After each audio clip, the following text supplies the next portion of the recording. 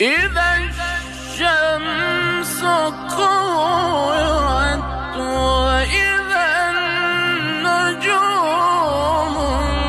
انكدرت وإذا الجبال سيرت وإذا العشار طلت وإذا الوحوش حشرت وإذا البحار سجرت وإذا النفوس